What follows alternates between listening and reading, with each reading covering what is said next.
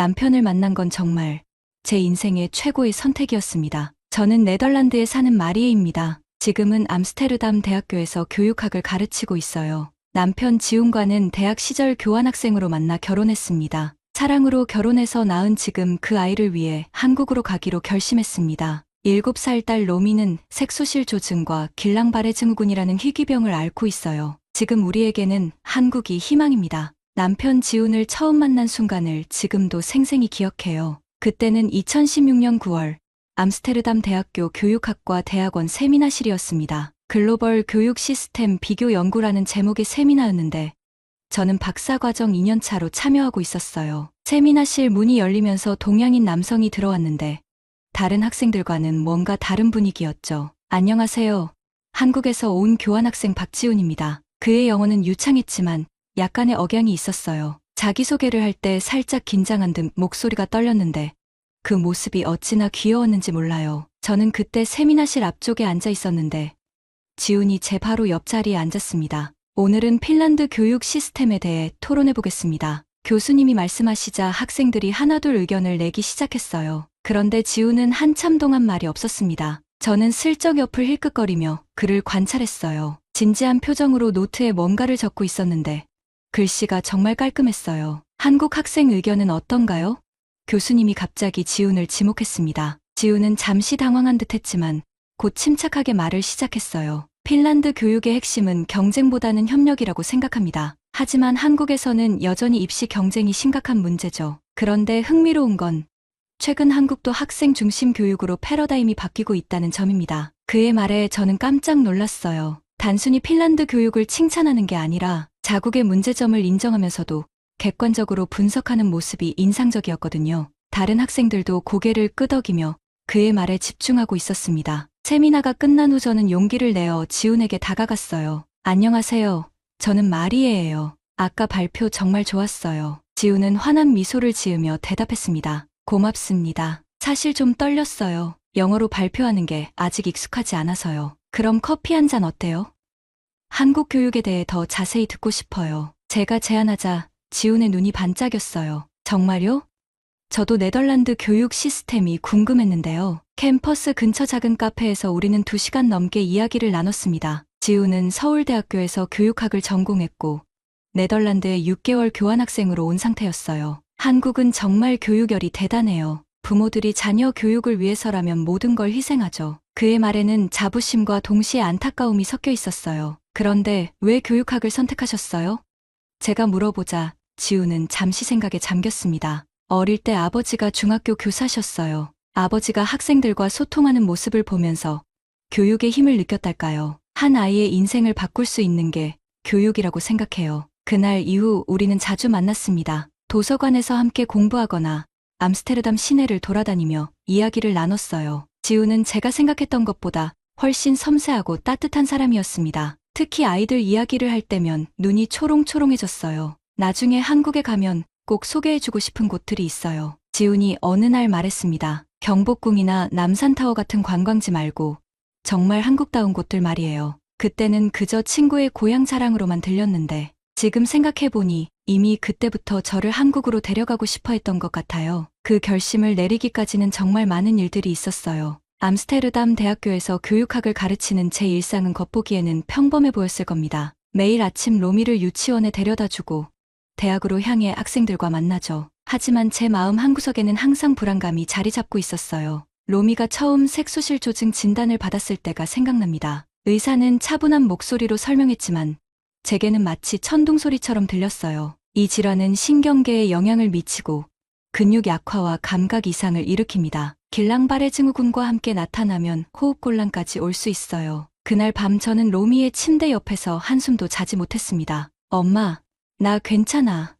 로미는 항상 제 걱정을 덜어주려고 했어요. 아이답지 않게 어른스러운 모습에 가슴이 아팠죠. 하지만 로미의 몸은 정직했습니다. 유치원에서 친구들과 뛰어놀다 갑자기 주저앉거나 밤중에 숨이 가빠져서 깨어나는 일이 점점 잦아졌거든요. 네덜란드의 의료 시스템은 분명 훌륭하다고 들었어요. 하지만 실제로 경험해보니 현실은 달랐습니다. 로미가 아프면 우선 가정의를 만나야 했고 가정의의 추천서가 있어야만 전문의를 볼 수 있었어요. 그 과정에서 기다리는 시간이 너무 길었죠. 다음 예약이 언제쯤 가능할까요?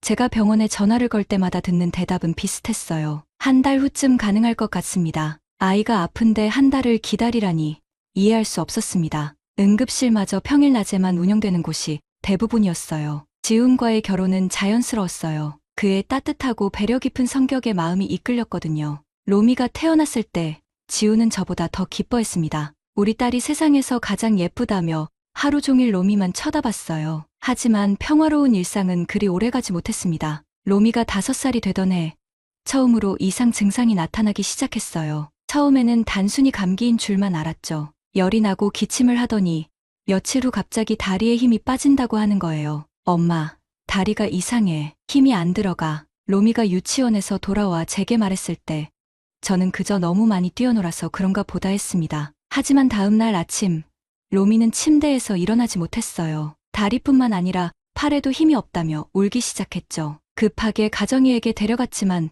돌아온 답변은 실망스러웠습니다. 아마 바이러스 감염 후유증일 거예요. 며칠 더 지켜보세요. 하지만 로미의 상태는 나아지지 않았어요. 오히려 점점 악화되어 갔죠. 걷기는커녕 스스로 일어서는 것도 힘들어했습니다. 이상해요.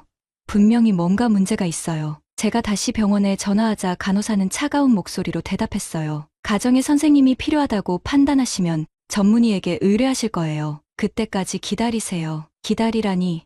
아이가 이렇게 아픈데 어떻게 기다리란 말입니까? 지우는 제 걱정을 보며 밤잠을 이루지 못했어요. 한국이었다면 벌써 정밀검사를 받았을 텐데 그가 중얼거리는 소리를 들으며 저는 처음으로 네덜란드 의료 시스템에 대해 의문을 갖기 시작했습니다. 정말 이게 최선인 걸까요? 일주일이 지나서야 겨우 소아신경과 예약을 잡을 수 있었어요. 그런데 예약일까지 또 2주를 기다려야 한다는 거예요. 응급 상황이에요.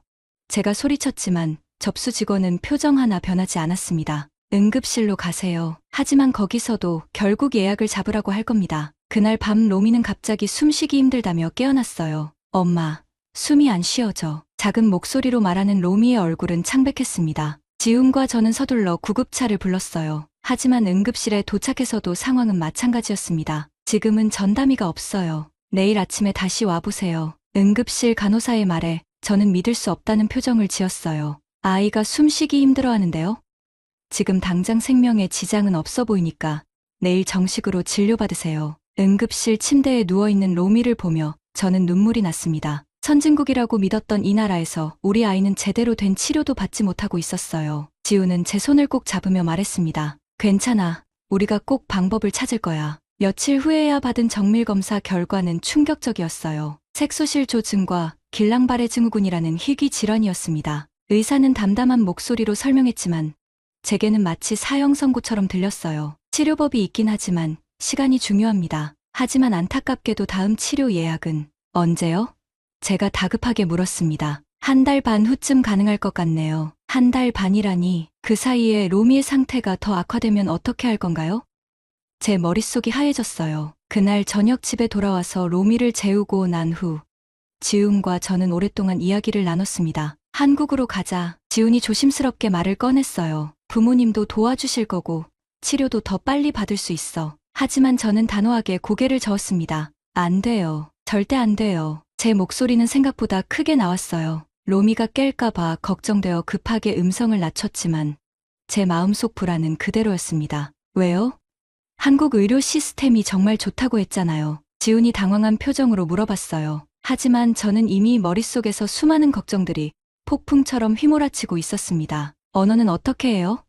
저는 한국어를 한마디도 못하는데 실제로 지훈과 결혼한 지 몇 년이 지났지만 한국어는 여전히 저에게 큰 벽이었어요. 안녕하세요. 감사합니다. 미안합니다. 아는 단어라고는 이 정도가 전부였죠. 병원에서 의사와 상담을 해야 하는데 통역 없이는 불가능했습니다. 로미가 아플 때 제가 직접 의사와 이야기할 수 없다면 어떻게 해요? 모든 걸 당신한테만 의존해야 한다고요? 지우는 제 손을 잡으려 했지만 저는 뿌리쳤어요. 그리고 시부모님은 어떻게 할 건데요? 저희를 좋아하실까요?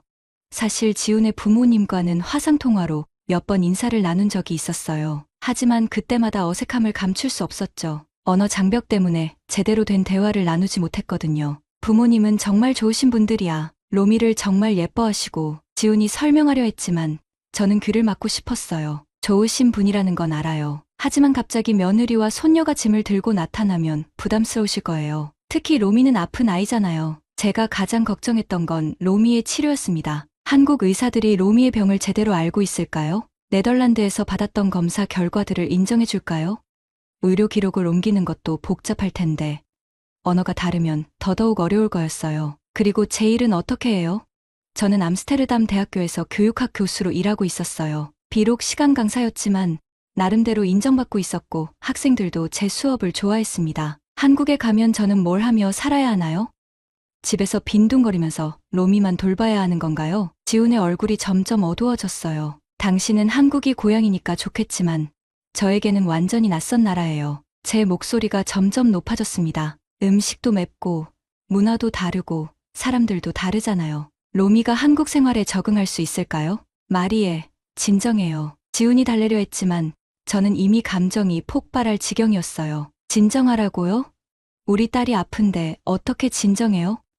게다가 모든 걸 포기하고 낯선 나라로 가라니 너무 무책임한 거 아니에요? 그날 밤 저는 지훈과 따로 잤습니다. 침실에 혼자 누워서 천장을 바라보며 온갖 생각이 머릿속을 맴돌았어요. 정말 한국에 가는 게 맞을까? 로미가 더 나빠지면 어떻게 하지? 한국어를 못해서 응급 상황에 대처하지 못하면. 다음 날 아침 로미가 엄마 왜 울어? 라고 물어봤을 때 제가 울고 있다는 것을 깨달았어요. 아니야, 엄마는 안 울었어. 거짓말이었죠. 밤새 울었거든요. 로미의 미래가 걱정되어서, 그리고 제가 내려야 할 결정이 무서워서 말이에요. 지우는 며칠 동안 저를 설득하려 하지 않았어요. 대신 한국의 병원들을 직접 알아보기 시작했습니다. 서울대병원, 삼성서울병원, 아산병원 등의 로미의 상태에 대해 문의하고 치료 가능성을 알아봤어요. 적어도 정보라도 알아보자 하며 조심스럽게 접근했죠. 하지만 저는 여전히 마음의 준비가 되지 않았어요. 암스테르담에서의 삶을 포기한다는 것, 모든 걸 새로 시작한다는 것이 너무 두려웠습니다. 특히 로미가 새로운 환경에 적응하지 못하면 어떻게 할지 막막했어요. 그런 제 마음을 바꾼 건 며칠 후 일어난 일이었습니다. 그날은 평범한 목요일 오후였습니다. 로미를 유치원에 데려다주고 대학교에서 다문화, 교육론 수업을 마친 후 저는 다른 교수들과 함께 커피를 마시고 있었어요. 마리에, 로미는 어때? 동료 교수가 물어봤을 때 저는 괜찮다는 듯 미소를 지었습니다. 사실 속으론 불안했지만 말이에요. 오후 3시쯤 휴대폰이 울렸습니다. 유치원에서 온 전화였어요. 마리에 씨, 로미가, 선생님의 목소리가 떨리고 있었습니다. 지금 당장 오실 수 있나요? 로미가 갑자기 쓰러져서 더 이상 들을 필요도 없었어요. 저는 커피잔을 내팽개치고 유치원으로 뛰어갔습니다. 유치원에 도착했을 때 로미는 보건실 침대에 누워 있었어요. 얼굴이 하얗게 질려 있고 숨을 헐떡이고 있었습니다. 엄마, 로미가 저를 보자 작은 목소리로 불렀어요. 목소리가 평소보다 훨씬 약했어요. 로미야, 괜찮아. 엄마가 왔어. 제 손이 덜덜 떨렸습니다. 놀이 시간에 갑자기 숨이 안 쉬어진다고 하더니 주저앉았어요. 담임 선생님이 설명했습니다. 친구들이 무서워해서 다른 교실로 옮겼고요. 그런데 지금도 계속 숨쉬기 힘들어해요. 로미의 가슴이 빠르게 오르락내리락 하는 게 보였어요. 저는 즉시 구급차를 불렀습니다. 응급 상황입니다. 7살 아이가 호흡곤란을 겪고 있어요. 구급차는 10분 만에 도착했어요. 구급대원들이 로미를 들것에 옮기는 동안 저는 지훈에게 전화를 걸었습니다. 지훈, 로미가 쓰러졌어. 지금 병원으로 가고 있어. 구급차 안에서 로미는 계속 엄마, 숨이 안 쉬어져라고 중얼거렸어요. 제 가슴이 찢어질 것 같았습니다. 구급대원이 산소 마스크를 씌워주자 로미의 호흡이 조금 안정되는 것 같았어요. 하지만 여전히 창백했고 손발이 차가웠습니다. 병원 응급실에 도착한 건 오후 4시 반쯤이었어요. 하지만 여기서부터 악몽이 시작되었습니다. 지금 소아과 전담의가 없습니다. 간호사가 차가운 목소리로 말했어요. 언제 오시나요? 제가 다급하게 물었습니다. 내일 아침 8시에 출근하세요. 지금 제 딸이 숨쉬기 힘들어하는데요. 제 목소리가 높아졌어요. 다른 환자들이 저를 쳐다봤지만 신경 쓸 겨를이 없었습니다. 일반 응급의학과 의사가 봐줄 수는 있지만 전문적인 치료는 전담의가 와야 해요. 간호사는 마치 규정을 읽어주는 것처럼 설명했어요. 그때 지훈이 뛰어왔습니다. 얼굴이 새하얗게 질려 있었어요. 로미는 어때? 숨쉬기 힘들어해. 그런데 전담의가 없다고 내일까지 기다리래. 지훈의 표정이 일그러졌습니다. 말이 안 되잖아요. 그가 간호사에게 따졌지만 돌아오는 답은 똑같았어요. 1시간이 지나고 2시간이 지났습니다. 로미는 산소 마스크를 끼고 응급실 침대에 누워 있었어요. 가끔씩 의식이 흐려지는 것 같았습니다. 로미야, 엄마 목소리 들려. 제가 손을 잡고 물어봐도 로미는 고개만 약간 끄덕일 뿐이었어요. 우리 딸이 죽어가고 있는데 어떻게 내일까지 기다리라는 거예요? 저는 결국 간호사에게 소리를 질렀습니다. 진정하세요. 지금 당장 생명에 지장은 없어 보이니까요. 그 말에 저는 어이가 없었어요. 생명에 지장이 없다고요?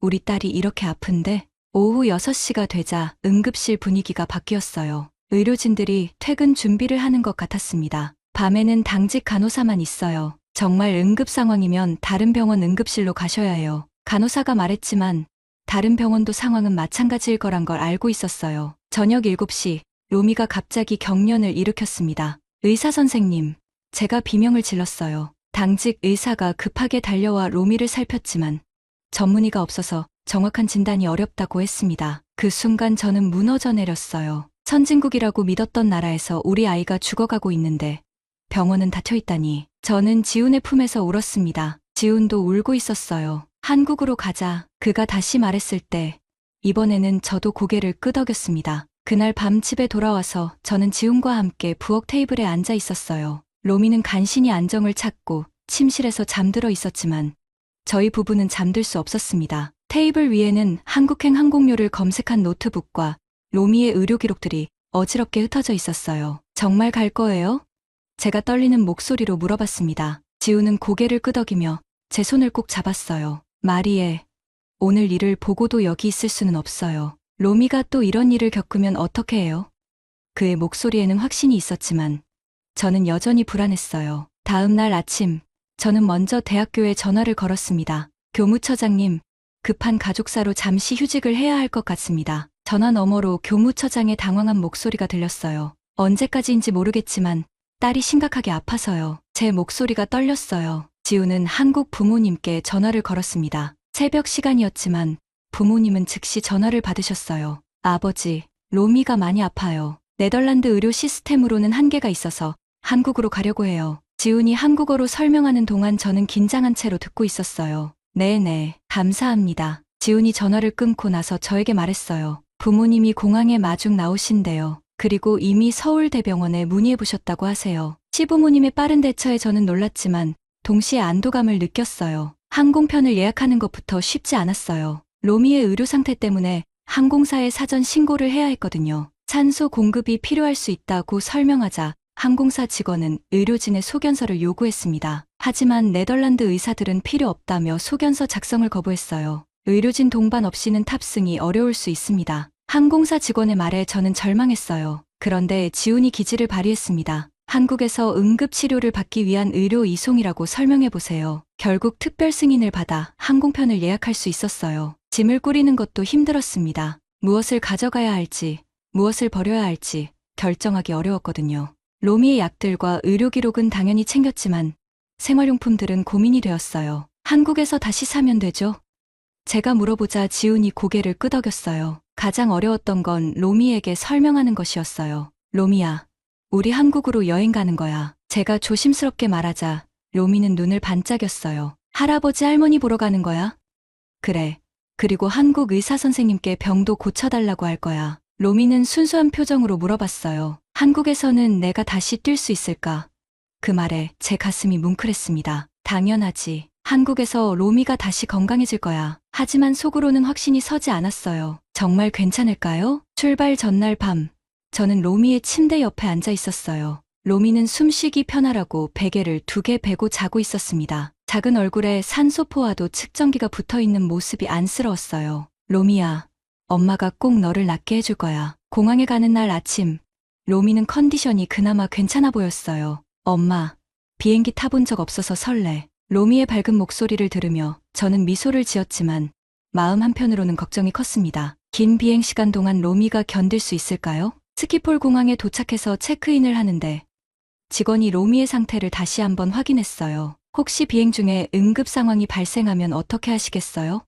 저는 당황했지만 지훈이 침착하게 대답했습니다. 한국에 도착하는 즉시 병원으로 갈 예정입니다. 탑승구에서 기다리는 동안 로미는 창밖의 비행기들을 신기하게 바라봤어요. 엄마, 저 큰 비행기 타는 거야? 응, 우리 로미 첫 비행기야. 그런데 갑자기 로미가 기침을 하기 시작했어요. 마른 기침이 계속 나오더니 숨이 가빠지는 것 같았어요. 로미야, 괜찮아? 제가 등을 토닥여주자 로미는 괜찮아요라고 말했지만 얼굴이 창백했어요. 주변 승객들이 걱정스러운 눈으로 쳐다봤습니다. 그때 탑승 안내 방송이 나왔어요. 인천행 K223편 승객 여러분, 탑승을 시작하겠습니다. 비행기에 오르면서 저는 마음속으로 기도했어요. 제발 로미가 무사히 한국에 도착할 수 있게 해주세요. 지우는 제 손을 꼭 잡으며 속삭였습니다. 괜찮을 거야. 이제 한국이야. 비행기가 이륙하는 순간 로미가 제 팔을 꽉 잡았어요. 엄마, 귀가 아파. 작은 목소리로 말하는 로미의 얼굴이 일그러졌습니다. 저는 급하게 기내 승무원을 불렀어요. 저희 딸이 희귀병을 앓고 있는데 귀 통증을 호소하고 있어요. 물을 조금씩 마시게 해주세요. 그리고 이것도 드려보세요. 승무원이 껌을 건네주며 친절하게 설명해줬어요. 하지만 로미는 씹기 힘들어했습니다. 평소보다 턱에 힘이 없어 보였거든요. 엄마가 대신 씹어서 줄까? 제가 물어보자 로미는 고개를 저었어요. 1시간쯤 지났을 때 로미의 호흡이 불규칙해지기 시작했어요. 후 숨을 몰아쉬는 소리가 점점 커졌습니다. 옆자리 승객이 걱정스러운 표정으로 저희를 쳐다봤어요. 저는 당황해서 지훈의 소매를 잡아당겼습니다. 승무원님, 지훈이 급하게 호출 버튼을 눌렀어요. 승무원이 달려오자 지훈이 영어로 설명했습니다. 제 딸이 길랑바레 증후군을 앓고 있는데 호흡곤란 증상이 나타나고 있어요. 산소 공급이 가능한가요? 승무원의 얼굴이 심각해졌어요. 잠시만 기다려주세요. 기장님과 상의해보겠습니다. 그리고는 급하게 조종실로 향했습니다. 저는 로미를 안고 등을 부드럽게 문질러줬어요. 로미야, 천천히 숨 쉬어. 엄마랑 같이 해보자. 후. 몇 분 후 기장의 음성이 기내 방송으로 흘러나왔어요. 승객 여러분께 안내 말씀드립니다. 기내에 응급 상황이 발생하여 의료진이 탑승해 계신지 확인하고 있습니다. 그 순간 제 심장이 쿵쾅거렸어요. 설마 로미 때문에 비행기가 회항하는 건 아닐까요? 다행히 기내에 독일인 소아과 의사가 탑승하고 있었어요. 아이 상태를 봐도 될까요? 의사가 독일어 억양이 섞인 영어로 물어봤습니다. 저는 간절한 마음으로 고개를 끄덕였어요. 의사는 로미의 맥박을 재고 동공을 확인했습니다. 길랑바레 증후군이라고 하셨죠? 지금은 스트레스와 기압 변화 때문에 증상이 악화된 것 같습니다. 의사가 진단하며 승무원에게 말했어요. 산소 마스크를 준비해주세요. 그리고 아이를 평평한 곳에 눕혀야 해요. 승무원들이 재빨리 비즈니스석 뒷부분을 정리해서 로미를 눕힐 수 있는 공간을 만들어줬어요. 로미를 그곳에 눕히고 산소 마스크를 씌우자 호흡이 조금씩 안정되기 시작했습니다. 엄마, 이제 좀 나아. 로미가 작은 목소리로 말했어요. 하지만 진짜 시련은 그때부터 시작이었어요. 11시간의 비행시간 동안 로미는 2번 더 호흡곤란을 겪었습니다. 매번 그럴 때마다 저는 심장이 터질 것 같았어요. 기내에서 우리 아이가 쓰러지면 어떻게 하죠? 병원도 없는 하늘 위에서 말이에요. 마리에, 괜찮아. 이제 몇 시간만 더 견디면 돼. 지훈이 제 손을 잡으며 위로했지만 그의 손도 차갑게 떨리고 있었어요. 옆자리 독일 의사는 계속 로미의 상태를 지켜봐 주었습니다. 한국 의료진들이 잘 처치해 줄 거예요. 조금만 더 버텨요. 8시간이 지났을 때 로미가 갑자기 울음을 터뜨렸어요. 엄마, 다리가 아파. 움직일 수가 없어. 로미의 다리를 만져보니 감각이 거의 없는 것 같았어요. 발가락을 꼬집어도 반응이 없었습니다. 제 눈에서 눈물이 쏟아졌어요. 로미야, 조금만 더 참아. 곧 한국 도착해서 병원 갈 거야. 저는 로미의 머리를 쓰다듬으며 계속 말했어요. 하지만 속으로는 정말 괜찮을까? 한국에 도착해서 더 늦지는 않을까? 하는 불안이 밀려왔습니다. 비행기가 인천공항에 착륙하기 1시간 전, 기장이 다시 방송을 했어요. 곧 인천공항에 도착할 예정입니다. 응급 환자가 있어 우선하기 절차를 진행하겠습니다. 그때서야 저는 안도의 한숨을 쉬었어요. 드디어 한국이구나. 착륙 후 다른 승객들이 모두 내린 후에야 저희가 내릴 수 있었어요. 공항 의료진이 휠체어를 준비해서 로미를 태워주었습니다. 한국 와서 다시 걸을 수 있을까? 로미가 휠체어에 앉으며 물어봤을 때 저는 확신에 찬 목소리로 대답했어요. 당연하지. 여기가 아빠 나라야. 꼭 나을 거야. 입국장 문을 나서는 순간 시부모님이 보였어요. 어머니는 로미를 보자마자 눈물을 흘리셨고 아버지는 급하게 저희에게 다가오셨습니다. 고생 많았어요. 이제 괜찮을 거예요. 한국어였지만 그 마음은 충분히 전해졌어요. 공항에서 나오는 순간 한국의 뜨거운 공기가 얼굴에 닿았어요. 낯선 나라, 낯선 언어. 하지만 이상하게 희망이 보였습니다. 로미야, 이제 새로운 시작이야. 제가 속삭이자 로미는 고개를 끄덕였어요. 엄마, 나 한국 좋아. 인천공항에서 나와 차를 타고 시댁으로 향하는 길. 저는 창밖 풍경에 놀랐어요. 이게 정말 한국이야?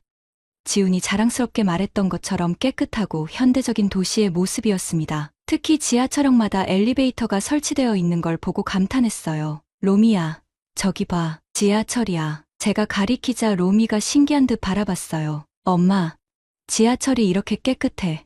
네덜란드의 지하철과는 확연히 다른 모습이었거든요. 유리창도 깨끗하고 역사 내부도 밝고 현대적이었어요. 시댁에 도착했을 때 시어머니가 대문 앞에서 기다리고 계셨어요. 어머, 우리 로미. 시어머니는 로미를 보자마자 눈물을 흘리시며 안아주셨습니다. 한국어였지만 그 마음은 충분히 전해졌어요. 아픈 손녀를 걱정하시는 할머니의 마음이었죠. 마리에, 고생 많았어요. 시어머니가 서툰 영어로 말씀하시자 저는 감동받았어요. 저를 위해 영어를 준비해 오신 게 분명했거든요. Thank you, mother. 저도 어색하게 대답했지만 서로의 마음은 통했습니다. 집 안으로 들어서자 가장 먼저 놀란 건 온돌방이었어요. 어머, 바닥이 따뜻해. 로미가 신발을 벗고 바닥에 앉자마자 소리쳤어요. 시아버지가 웃으시며 온돌이야. 겨울에도 따뜻하지라고 말씀하셨는데 지훈이 통역해 주었어요. 시어머니는 로미를 위해 특별히 방을 준비해 두셨어요. 바닥에는 포근한 이불이 깔려 있었고 벽에는 한국 전통 문양이 그려진 예쁜 벽지가 붙어 있었어요. 로미 방이야. 시어머니가 말씀하시자 로미는 제 방이에요? 라며 눈을 반짝였어요. 저녁 준비를 하시는 시어머니를 보며 저는 놀랐어요. 창 위에 올라온 음식의 가짓수가 정말 많았거든요. 이렇게 많이 준비하셨어요? 제가 지훈을 통해 여쭤보자 시어머니는 손녀가 아픈데 당연하지라고 하셨어요. 로미야, 할머니가 미역국 끓여주셨어. 지훈이 설명해주자 로미는 조심스럽게 한 숟가락 떠먹어봤어요. 엄마, 이거 맛있어. 로미의 반응에 시어머니가 환하게 웃으셨어요. 언어는 통하지 않아도 음식으로 마음이 통하는 것 같았어요. 식사 중에 시아버지가 갑자기 일어나셨어요. 어디 가시나 했더니 방에서 뭔가를 가져오셨어요. 로미한테 줄 선물이야. 지훈이 통역해주자 저는 깜짝 놀랐어요. 예쁜 한복과 전통 인형을 준비해 오신 거였어요. 할아버지, 고마워요. 로미가 한국어로 말하자 시아버지가 너무 기뻐하셨어요. 어머, 로미가 한국말 하네.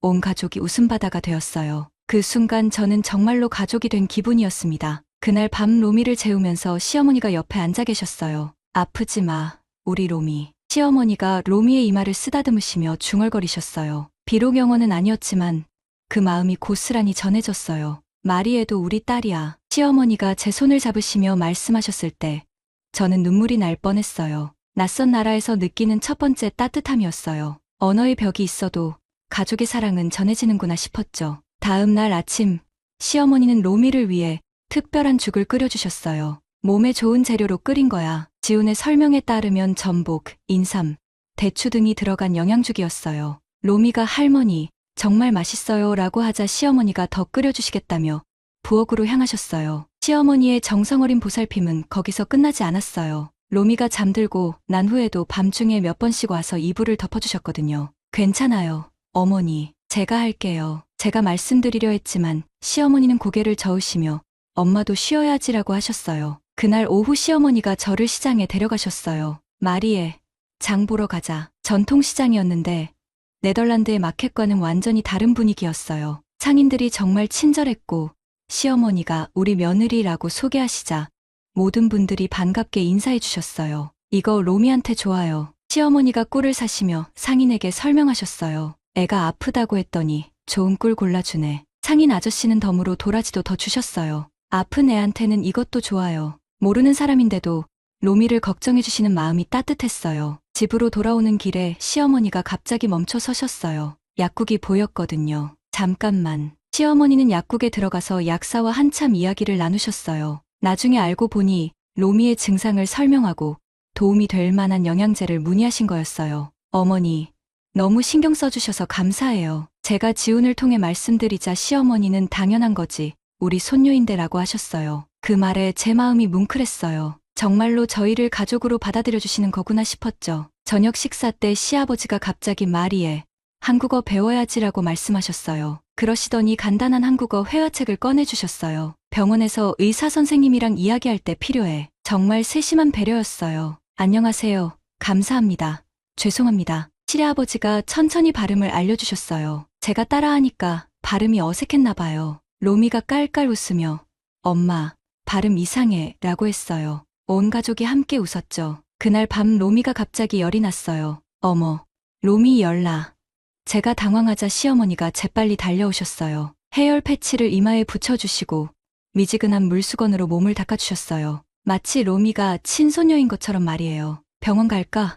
시아버지가 걱정스럽게 물어보셨지만 시어머니는 일단 지켜보자며 침착하셨어요. 한국에서는 밤에도 응급실 열려 있어. 지훈이 설명해주자 저는 안심이 되었어요. 정말 필요하면 언제든 병원에 갈 수 있다는 게 얼마나 큰 위안인지 몰라요. 새벽 2시쯤 로미의 열이 내렸어요. 시어머니는 그때까지 로미 곁을 지키고 계셨어요. 이제 괜찮네. 시어머니가 안도의 한숨을 쉬시는 모습을 보며 저는 정말 감동받았어요. 친할머니도 이보다 더 정성스럽게 돌봐주실 수 있을까 싶었죠. 다음 날 아침 로미가 할머니, 고마워요 라고 한국어로 말하자 시어머니는 눈물을 글썽이셨어요. 우리 로미, 이제 한국말 잘하네. 그러시더니 로미를 꼭 안아주셨어요. 그 모습을 보며 저는 한국에 오기 잘했다는 생각이 들었어요. 마리에, 여기가 이제 너희 집이야. 시아버지가 아침 식사를 하며 말씀하셨어요. 언제든 편하게 지내고 뭐든 필요한 거 있으면 말해. 그 따뜻한 말씀에 저는 가슴이 뜨거워졌어요. 정말로 가족이 된 기분이었어요. 서울대병원 소아신경과에 도착한 건 한국에 온 지 사흘째 되는 날이었어요. 시부모님 댁에서 이틀 동안 휴식을 취한 후였는데 그 이틀 동안 로미의 상태는 조금씩 나아지는 것 같았습니다. 온돌방의 따뜻함 때문이었을까요? 엄마, 여기 바닥이 따뜻해. 로미가 신기해하며 말했어요. 병원 접수를 하는데 놀라운 일이 벌어졌어요. 오늘 당일 진료 가능하신가요? 제가 서툰 한국어로 물어보자 접수 직원이 친절하게 대답해줬어요. 네, 응급 예약으로 오늘 오후에 보실 수 있어요. 네덜란드에서는 몇 주를 기다려야 했는데 여기서는 당일 진료가 가능하다니 믿을 수 없었어요. 대기실에서 기다리는 동안 다른 환자 가족들을 보며 저는 놀랐습니다. 아이를 데리고 온 부모들이 이렇게 많다니. 그리고 무엇보다 의료진들이 아이들에게 보이는 관심과 애정이 남달랐어요. 안녕, 우리 공주님. 간호사가 로미에게 다가와 밝게 인사했습니다. 김민수입니다. 로미 엄마시죠? 의사 선생님이 진료실에서 저희를 맞아주었어요. 네덜란드 의료진들과는 확연히 다른 분위기였습니다. 따뜻하면서도 전문적이었거든요. 네덜란드에서 가져온 검사 결과들 보여주세요. 의사 선생님은 로미의 의료 기록을 꼼꼼히 살펴보셨어요. 색소실조증과 길랑바레 증후군이 동시에 나타난 케이스네요. 드문 경우지만 치료 방법이 있습니다. 그 말에 제 가슴이 뛰었어요. 치료 방법이 있다니. 어떤 치료인가요? 혈장분리 반출술과 면역글로불린 주사를 병행할 예정입니다. 그리고 한방 치료도 함께 진행하면 효과가 좋아요. 의사 선생님의 설명에 저는 한방 치료라는 부분에서 의구심이 들었어요. 한방 치료요?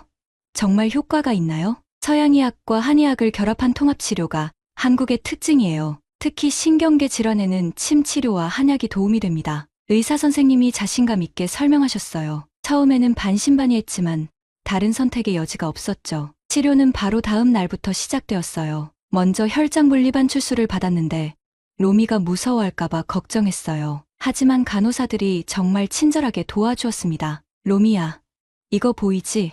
나쁜 피를 깨끗하게 만드는 기계야. 간호사가 아이 눈높이에 맞춰 설명해줬어요. 치료 첫 주가 지나자 눈에 띄는 변화가 있었어요. 로미가 스스로 침대에서 일어날 수 있게 된 거예요. 엄마, 나 혼자 일어났어.